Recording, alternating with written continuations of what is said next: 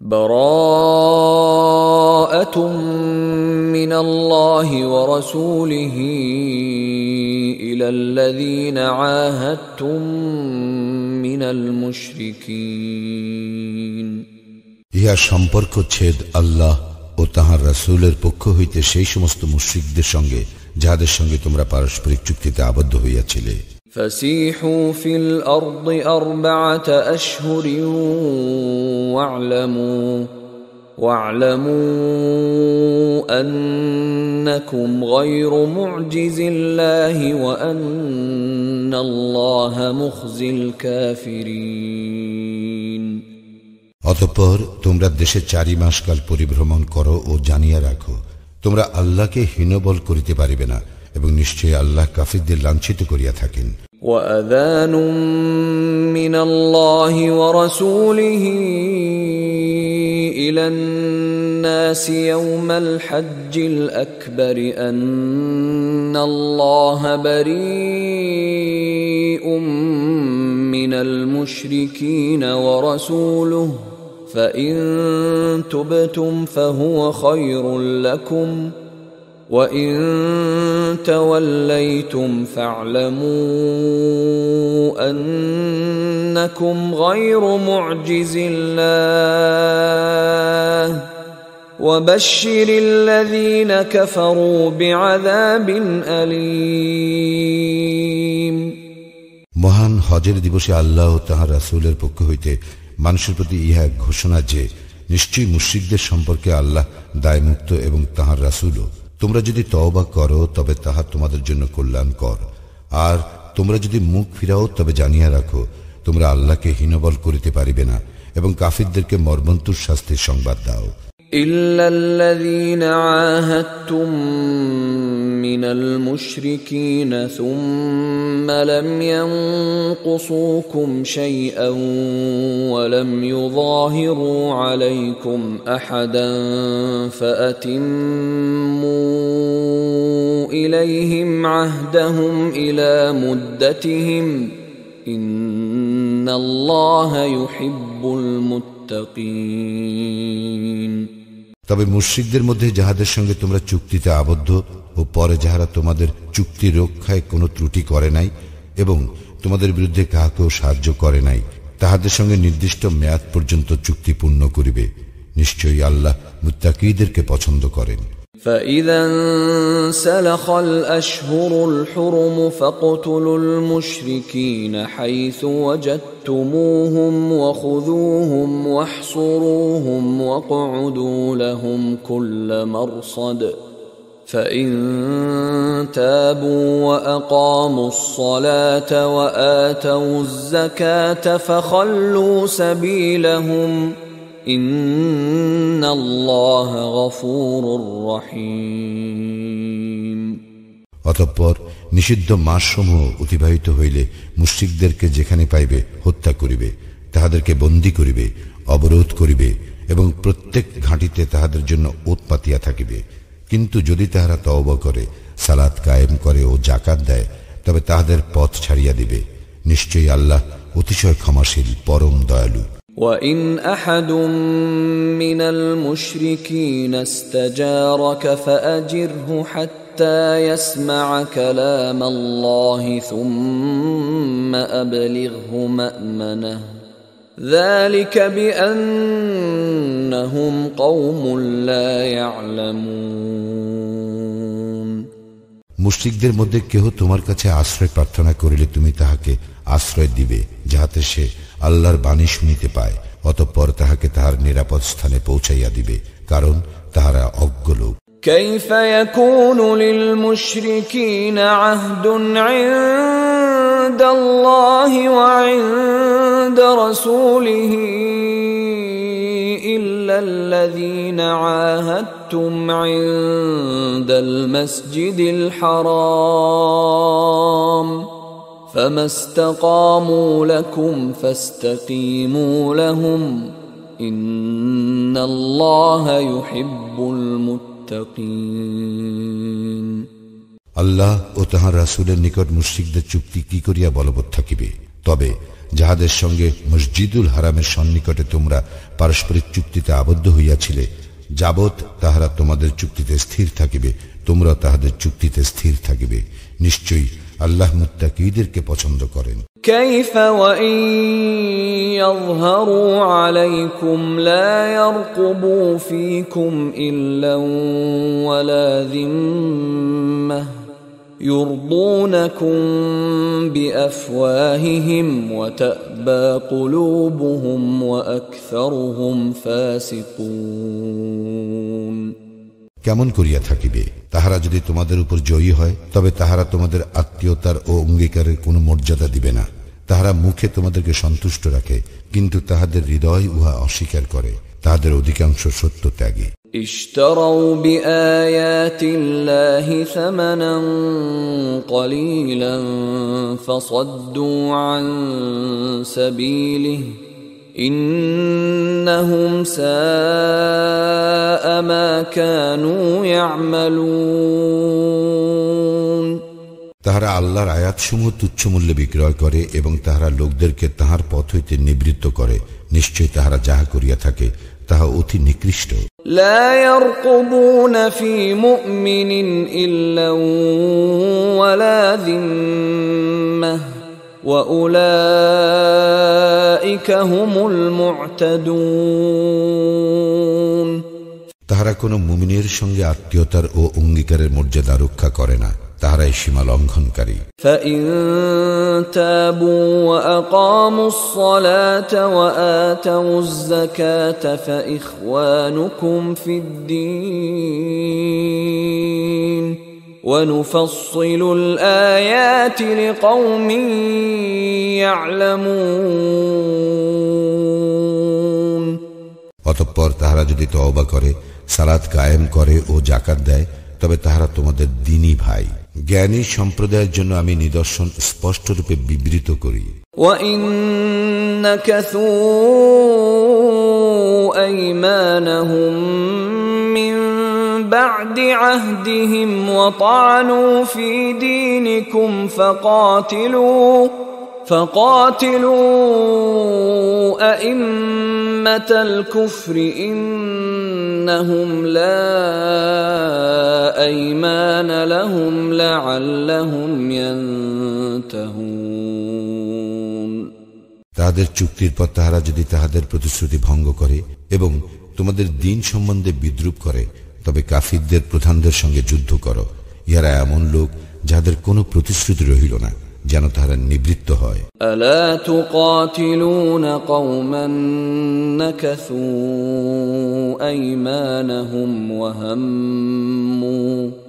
وهموا بإخراج الرسول وهم بدؤوكم أول مرة أتخشونهم فالله أحق أن تخشوه إن كنتم مؤمنين।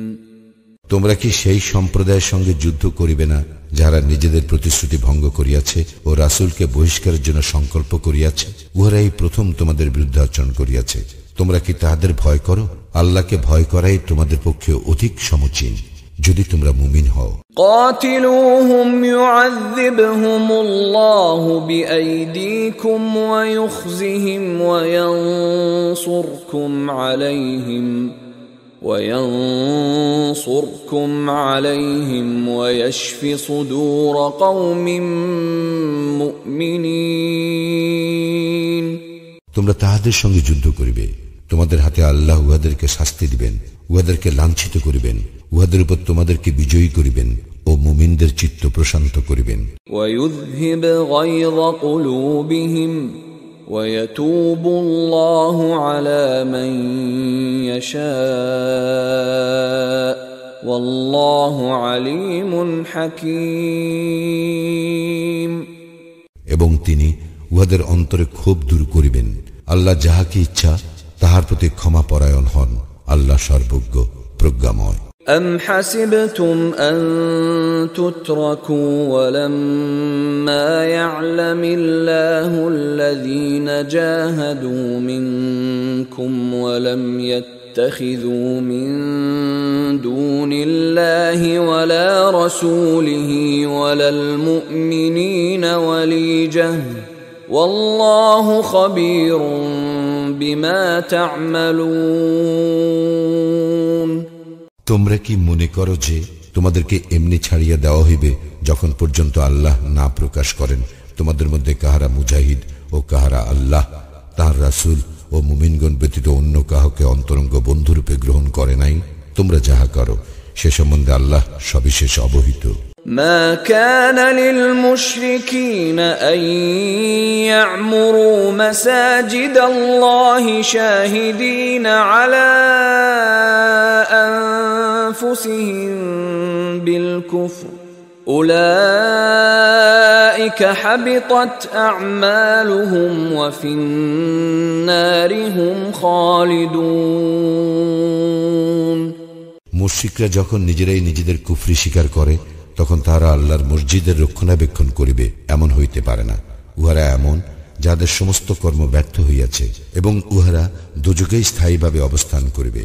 إنما يعمر مساجد الله من آمن بالله واليوم الآخر وأقام الصلاة وآتى الزكاة ولم يخش إلا الله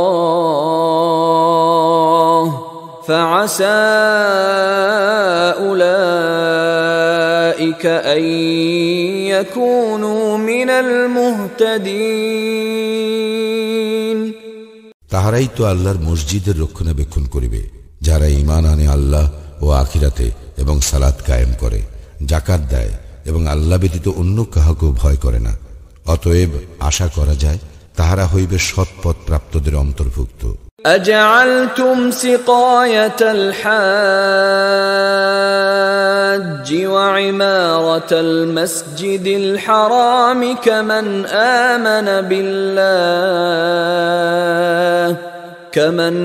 آمن بالله واليوم الآخر وجاهد في سبيل الله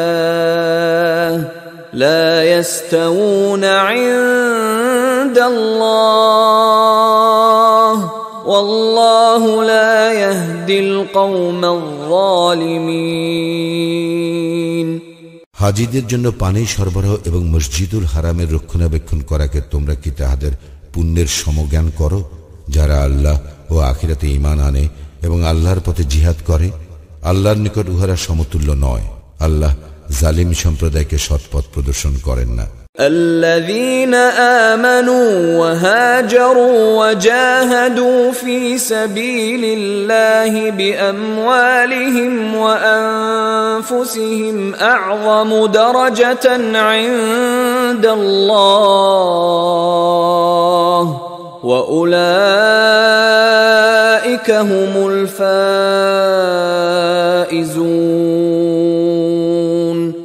যাহারা ঈমান আনে, হিজরত করে এবং নিজেদের সম্পদ ও নিজেদের জীবন দ্বারা আল্লাহর পথে জিহাদ করে তাহারা আল্লাহর নিকট মর্যাদায় শ্রেষ্ঠ আর তাহারাই সফল কাম। يبشرهم ربهم برحمة منه ورضوان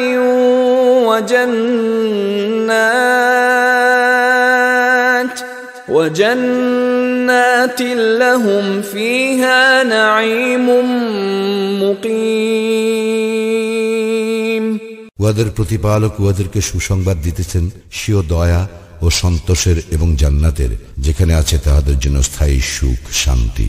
খালিদিন ফিহা আবাদা ইন্নাল্লাহা ইনদাহু আজরুন আযীম। সেখানে তাহারা চিরস্থায়ী হইবে, নিশ্চয় আল্লাহর নিকট আছে মহা পুরস্কার। يا أيها الذين آمنوا لا تتخذوا آباءكم وإخوانكم أولياء إن استحبوا الكفر على الإيمان ومن يتولهم منكم عنكم فأولئك هم الظالمون হে মুমিনগণ, তোমাদের পিতা ও ভ্রাতা যদি ঈমানের মোকাবিলায় কুফরিকে শ্রেয় জ্ঞান করে, তবে উহাদেরকে অন্তরঙ্গ রূপে গ্রহণ করিও না। তোমাদের মধ্যে যাহারা উহাদেরকে অন্তরঙ্গ রূপে গ্রহণ করে তাহারাই জালিম। قل إن كان آباؤكم وأبناؤكم وإخوانكم وأزواجكم وعشيرتكم وأموال اقترفتموها وتجارة تخشون كسادها ومساكن ترضونها أحب إليكم من الله ورسوله وجهاد في سبيله فتربصوا حتى يأتي الله بأمره والله لا يهدي القوم الفاسقين বলো, তোমাদের নিকট যদি আল্লাহ, তাঁর রাসূল এবং আল্লাহর পথে জিহাদ করা অপেক্ষা অধিক প্রিয় হয়, তোমাদের পিতা, তোমাদের সন্তান, তোমাদের ভাই, তোমাদের স্ত্রী, তোমাদের স্বগোষ্ঠী, তোমাদের অর্জিত সম্পদ, তোমাদের ব্যবসা বাণিজ্য যাহার মন্দা পড়ার আশঙ্কা করো, এবং তোমাদের বাসস্থান যাহা তোমরা ভালোবাসো, তবে অপেক্ষা করো আল্লাহর নির্দেশ আসা পর্যন্ত। আল্লাহ সত্যত্যাগী সম্প্রদায়কে সৎপথ প্রদর্শন করেন না। لقد نصركم الله في مواطن كثيرة ويوم حنين إذ أعجبتكم كثرتكم فلم تغن عنكم شيئا وضاقت عليكم الأرض بما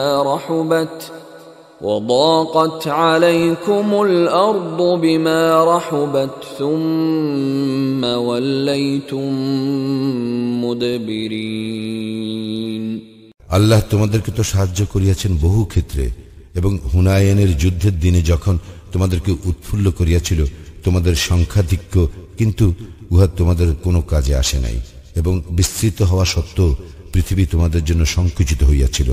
পরে তোমরা পৃষ্ঠ প্রদর্শন করিয়া পলায়ন করিয়াছিলে। ثم أنزل الله سكينته على رسوله وعلى المؤمنين وأنزل جنودا لم تروها وعذب الذين كفروا وذلك جزاء الكافرين অতঃপর আল্লাহ তাহার নিকট হইতে তাহার রাসূল ও মুমিনদের উপর প্রশান্তি বর্ষণ করেন এবং এমন এক সৈন্যবাহিনী অবতীর্ণ করেন যাহা তোমরা দেখিতে পাও নাই, এবং তিনি কাফিরদেরকে শাস্তি প্রদান করেন। ইহাই কাফিরদের কর্মফল। ثم يتوب الله من بعد ذلك على من يشاء والله غفور رحيم ইহার পরও যাহার প্রতি ইচ্ছা আল্লাহ ক্ষমাপরায়ণ হইবেন। আল্লাহ অতি ক্ষমাশীল, পরম দয়ালু। يا أيها الذين آمنوا إنما المشركون نجس فلا يقربوا المسجد الحرام بعد عامهم هذا وإن خفتم عيلة فسوف يغنيكم الله من فضله إن شاء إن الله عليم حكيم হে মুমিনগণ, মুশরিকরা তো অপবিত্র, সুতরাং এই বৎসরের পর তাহারা যেন মসজিদুল হারামের নিকট না আসে। যদি তোমরা দারিদ্র্যের আশঙ্কা করো, তবে আল্লাহ ইচ্ছা করিলে তাহার নিজ করুণায় তোমাদেরকে অভাবমুক্ত করিবেন। নিশ্চয়ই আল্লাহ সর্বজ্ঞ, প্রজ্ঞাময়। قاتلوا الذين لا يؤمنون بالله ولا باليوم الآخر ولا يحرمون ما حرم الله ورسوله ولا يدينون دين الحق ولا يدينون دين الحق من الذين أوتوا الكتاب حتى يعطوا الجزية عن يد وهم صاغرون যাদের প্রতি কিতাব অবতীর্ণ হইয়াছে তাহাদের মধ্যে যাহারা আল্লাহর প্রতি ঈমান আনে না, শেষ দিনও নয়, এবং আল্লাহ ও তাহার রাসূল যা হারাম করিয়াছেন তাহা হারাম গণ্য করে না এবং সত্য দিন অনুসরণ করে না, তাহাদের সঙ্গে যুদ্ধ করিবে যে পর্যন্ত না তাহারা নত হইয়া সহস্তে জিজিয়া দেয়। وقالت اليهود عزير ابن الله وقالت النصارى المسيح ابن الله ذلك قولهم بأفواههم يضاهئون قول الذين كفروا من قبل قاتلهم الله أنى يؤفكون ইয়াহুদীরা বলে উজাইর আল্লাহর পুত্র এবং খ্রিস্টানরা বলে মসিহ আল্লাহর পুত্র। উহা তাহাদের মুখের কথা, পূর্বে যাহারা কুফরি করিয়াছিল উহারা তাহাদের মতো কথা বলে। আল্লাহ উহাদেরকে ধ্বংস করুন। আর কোন দিকে উহাদেরকে ফিরাইয়া দেওয়া হইয়াছে? اتخذوا أحبارهم ورهبانهم أربابا من دون الله والمسيح ابن مريم وما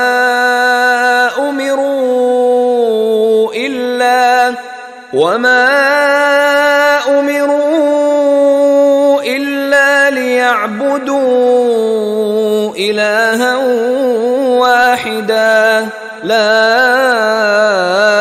إله إلا هو سبحانه عما يشركون তাহারা আল্লাহ ব্যতীত তাহাদের পণ্ডিতগণকে ও সংসার বিরাগীগণকে তাহাদের প্রভুরূপে গ্রহণ করিয়াছে এবং মারিয়াম তনয় মসিকেও, কিন্তু উহারা এক ইলাহের ইবাদত করিবার জন্যই আদিষ্ট হইয়াছিল। তিনি ব্যতীত অন্য কোন ইলাহ নাই। তাহারা যাহাকে শরীক করে তাহা হইতে তিনি কত পবিত্র।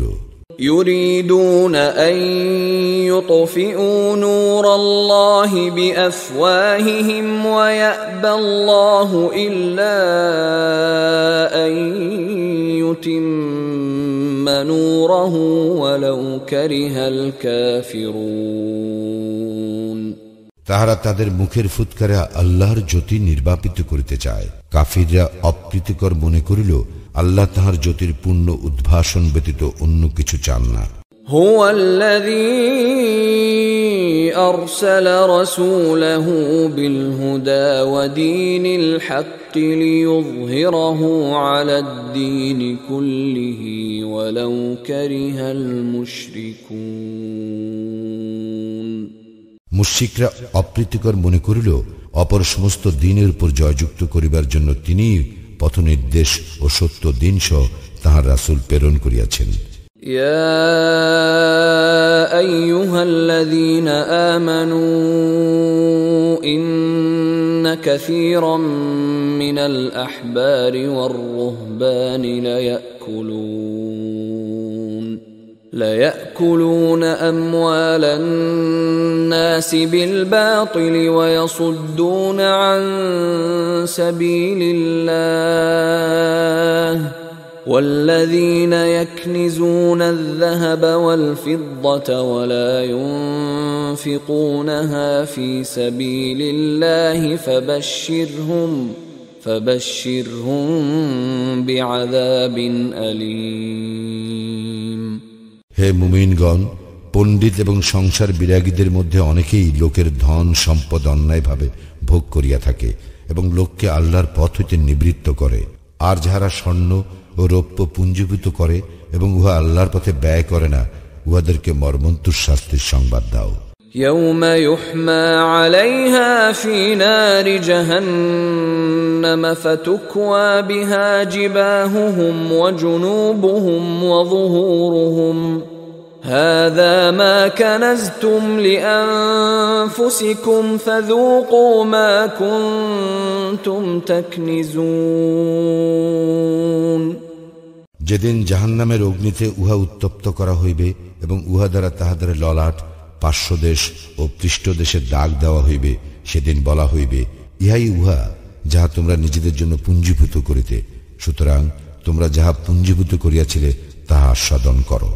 إن عدة الشهور عند الله 12 شهرا في كتاب الله يوم خلق السماوات والأرض منها 4 حرم ذلك الدين القيم فلا تظلموا فيهن أنفسكم وقاتلوا المشركين كافة كما يقاتلونكم كافة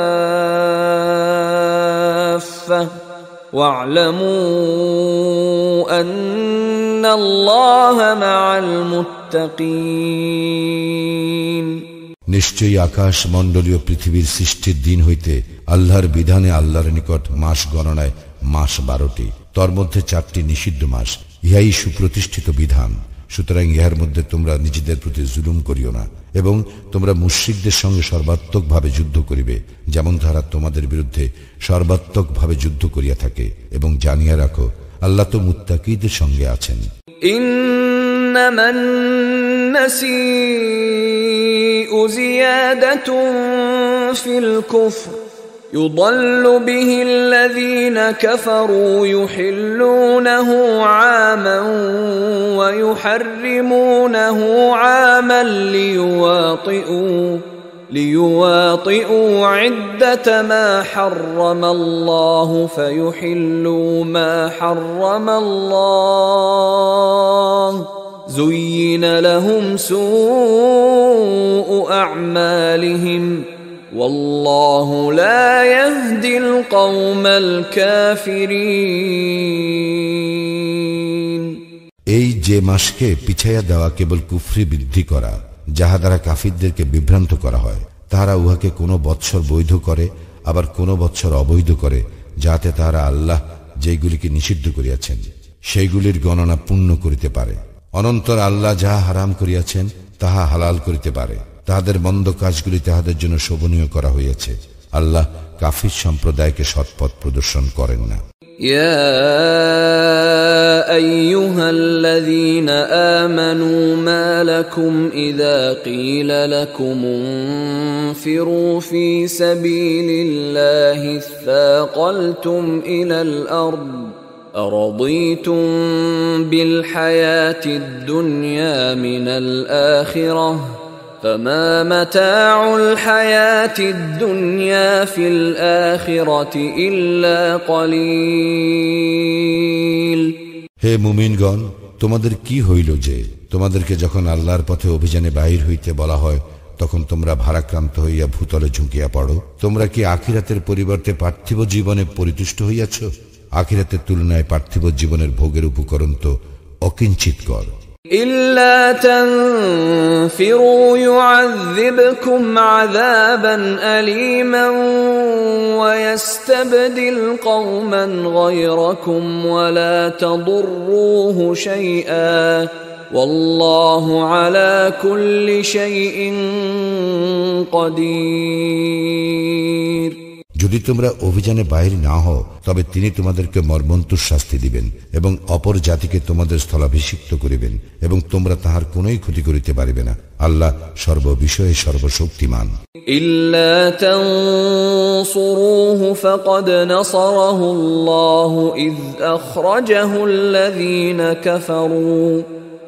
أخرجه الذين كفروا ثاني اثنين إذ هما في الغار إذ يقول لصاحبه لا تحزن إن الله معنا فأنزل الله سكينته عليه وأيده بجنود لم تروها وجعل كلمة الذين كفروا السفلى وكلمة الله هي العليا والله عزيز حكيم যদি তোমরা তাহাকে সাহায্য না করো, তবে আল্লাহ তো তাহাকে সাহায্য করিয়াছিলেন যখন কাফিররা তাহাকে বহিষ্কার করিয়াছিল, এবং সে ছিল 2 জনের দ্বিতীয় জন।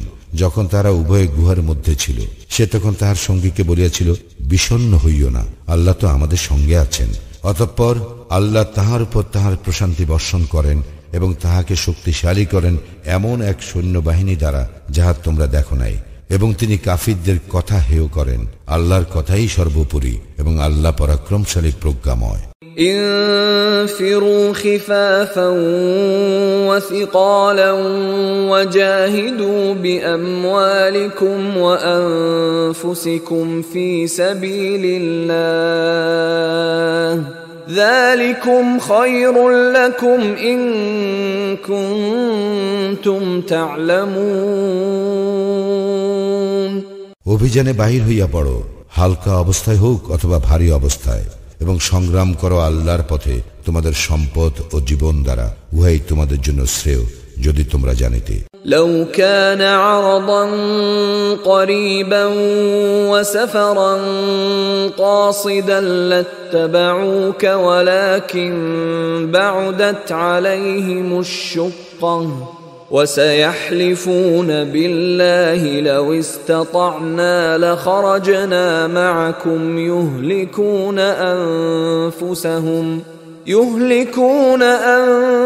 أنفسهم والله يعلم إنهم لكاذبون।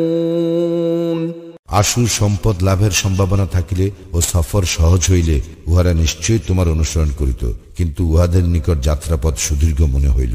উহারা অচিরেই আল্লাহর নামে শপথ করিয়া বলিবে, পারিলে আমরা নিশ্চয়ই তোমাদের সঙ্গে বাহির হইতাম। উহারা নিজেদেরকে ধ্বংস করে, আল্লাহ জানেন উহারা অবশ্যই মিথ্যাচারী। আফাল্লাহু আনকা লিমা আযিনতা লাহুম হাত্তা ইয়াতাবায়্যানা লাকাল্লাযীনা সাদাকু ওয়া তা'লামাল কাযিবিন। আল্লাহ তোমাকে ক্ষমা করিয়াছেন, কাহারা সত্যবাদী তাহা তোমার নিকটে স্পষ্ট না হওয়া পর্যন্ত, এবং কাহারা মিথ্যাবাদী তাহা না জানা পর্যন্ত তুমি কেন উহাদেরকে অব্যাহতি দিলে? লা ইস্তাযিনুকা আল্লাযীনা ইউমিনুনা বিল্লাহি ওয়াল ইয়াউমিল আখির আন ইউজাহিদু বিআমওয়ালিহিম ওয়া আনফুসিহিম ওয়াল্লাহু আলীমুন বিল মুত্তাকিন। যারা আল্লাহে ও শেষ দিবসে ঈমান আনে, তারা নিজ সম্পদ ও জীবন দ্বারা জিহাদে অব্যাহতি পাইবার প্রার্থনা তোমার নিকট করে না। আল্লাহ মুত্তাকীদের